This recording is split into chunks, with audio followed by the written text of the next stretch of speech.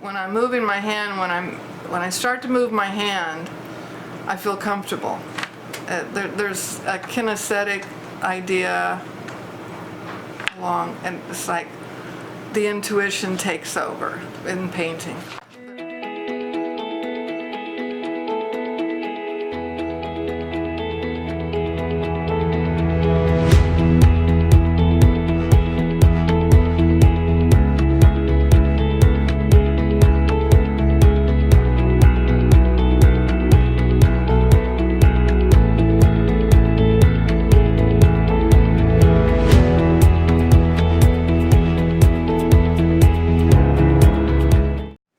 So when did you first realize that you would pursue the life of an artist? Was there some particular moment that you can point to as a key to this decision? I would say this has been an ongoing endeavor. It's not been an exact moment because I was showing while I was teaching high school students. I was still pursuing my own interest in painting while I was teaching, making a living, you know.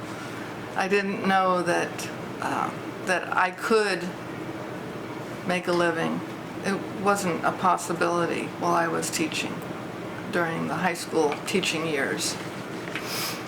But as my retirement came, then there became more time, and I had the studio way before I was retired. So it allowed me to paint during the summers, during holidays, and small shows I was able to navigate my way to. But it's been an ongoing buildup of confidence and believing in myself as an artist. I would say, you know, it really came to fruition when I retired, which was about 4 years ago. You work primarily in an abstract style.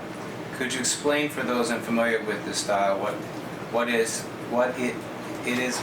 about abstract painting that compels you to do that, as opposed to, say, more representational work? I have done representational work along with the abstract, and it seems like both feed each other. I'm very interested in figure drawing, and I go to figure drawing sessions weekly, and so I can't say one is totally separate from the other, but taking in all my interests and feeding it into color, texture, line, it's just a pathway for me to get it all out. Because I am a dancer as well, and the idea of space, movement, time, beats of music, all of that comes into abstract in a natural way. Could you elaborate a little bit more about the dance, how that ties into your abstract compositions? Well, a dance is very much concerned with space and the way you interact with your stage, with the music, with your body. And I know when I'm moving my hand, when I start to move my hand, I feel comfortable. There's a kinesthetic idea along, and it's like the intuition takes over in painting. But as far as dance, I've been in modern dance, ballet, and then Middle Eastern for many years. Middle Eastern, Egyptian dance. Do you have an idea of what you're going to paint before you begin, or do you operate more out of instinct and expression? I've tried working with like an artwork that inspires me, and then it just kind of goes away after I start. Or I'll find a picture in a magazine that's really grabs me, and that goes away. It's like, it's a starter just to get me out of my head, and then I move into where I'm supposed to be.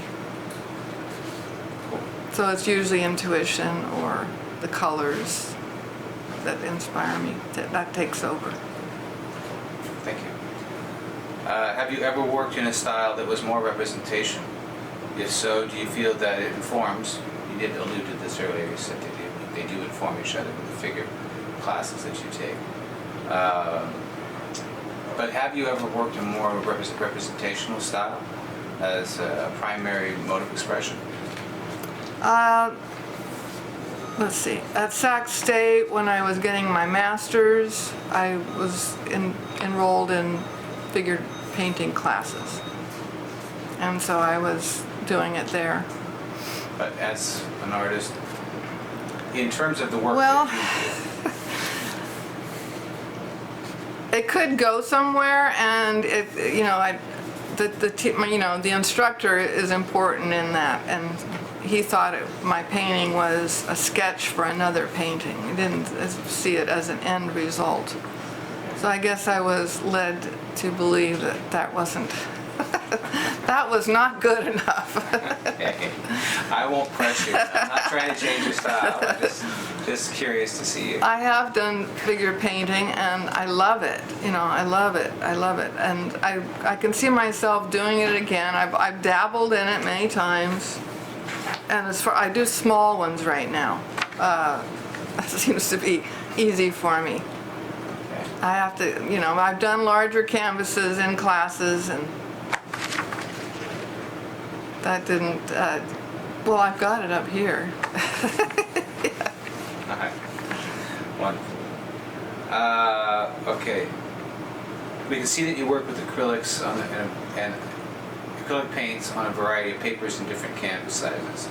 How do you choose the medium, the support, and the scale? So how do you, for those readers, how do you go about choosing your materials, what to paint on, and what the size of what you're going to paint? Is that something that you will have a vision of something before, or is it that you construct and then you build according to what you have? Well, for example, right now I have a large painting, 5 feet by 4 feet, at the state fair. So and different shows have wanted large paintings. The Blue Line Arts, they want large paintings for a show up in Roseville. So there seems to be a need for larger paintings. So what is the need? That has something to do with it. The smaller ones seem to fit in people's homes easier. I feel like the larger paintings allow me more expression, the larger canvas. So I choose when I'm ready. I feel like I'm ready now. I'm ready to do large. I have been ready for the last year to do larger canvases and make a statement, the statement I want to make.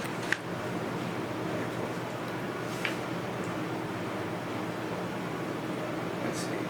Can you explain when you know you've completed a painting? Most of the time. There are days when I come back and I realize it's not complete, and I felt like it was complete the day before.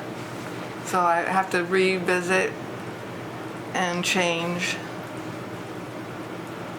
It's a feeling like I'm going the right way, or it's not right. It's like that. It's either I'm going the right way, just add to what's already going right, don't change it dramatically, or it's just not going right. When that happens, it's almost a dead end. I don't like that. Almost like I have to rip it off and start all over. I really like it when I know I'm going right, and I just, build what's already good there. Do you ever repaint on top of previous works that you don't like? There are times when it's worked, and there's times when it's really not worked. Okay. Fair enough. All right. Because I like a clean look, and what I'm doing right now, it's a clean kind of look. I love the texture, I love the layering, the build-up, but there's what I'm doing. It's kind of like a dry desert. It's very smooth. Okay. So I like that feeling too. I don't want to overpower it right now. I want to keep it light and airy, space within the space. Cool. Okay, we'll move on to the last set of questions here. So the life of a working artist. Basically, you know, do you have work outside of being an artist at the moment, or is this your primary focus? Well, I was teaching adults last year, but I stopped doing that. I do a lot of volunteering with children's summer camp programs and being a docent at the state fair and different things like that. I always like being around art. I like being around kids, but right now I'm focused on making my own art. What would you say are the greatest challenges you face as a working artist, whether it's time constraints or commitments to get the work done? Basically, in your day-to-day activity as a working artist, if you can describe some of the challenges that you encounter, and if you find that those are relatable to people who you may know who are not artists. Now, are you saying that related to people as far as how I work? No, I mean, so as an artist, you face your day-to-day challenges. You know, whether it's deadlines, whether it's just, could be, you know, painter's block. Whatever it is, those challenges that you face, do you find them relatable to people you know who are not artists? So, for example, you know, the writer would have writer's block, and you could relate that to the painter's block. Or the journalist may have a deadline, you have a deadline.